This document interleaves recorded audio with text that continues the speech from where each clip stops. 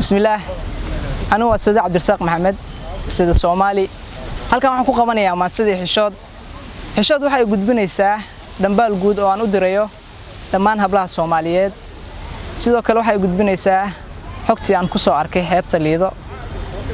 waxaan ku halqabsanayaa walaalkay ustaad Cabdinaasir Macalin Cabdullaahi Cabdinaasir Yare maasadii xishood waxay oranaysaa Cabdo waxaan baa xiiqshay wadnuhu muu xeerin goorna qalbigu xanafku dareemay xiskaan u riyaaqin maandhe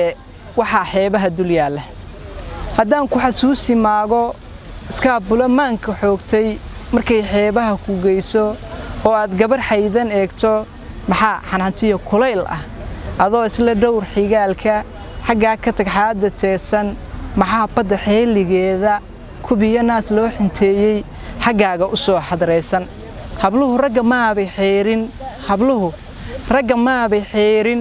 sinaba ogamay xishoonin xijaabka midaad ku gaadhay siday xila ku ahaatay wataa xabadkii banaysay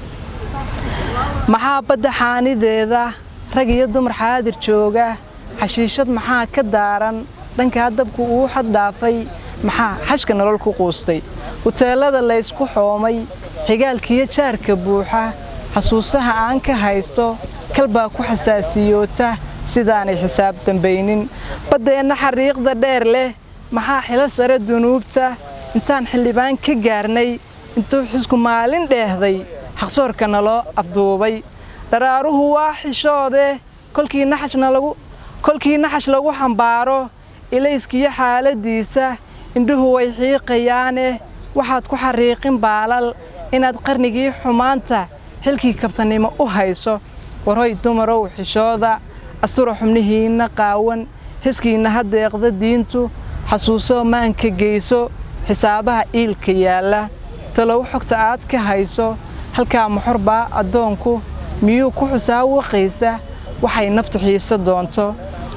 dabaasha markaan xurmeeyo xubiga meesha ka yaala qofkii u yar xiisa maalmo wuxuu u xaraaradooday yartii xubnaheeda fayday badoo dhan kastaba la xoomay markay sheekhiyo xerowgu xaqiya aadaamku yeero maxaa qof xaadiraya salaadii xaakim dhowray xumuhu waa sii siyaadi nafaan xaaraan ka baaqsan rabbaa laga sii xanaajin xogtiyo shaydaan warkiisa ayaan sina looga xiiqin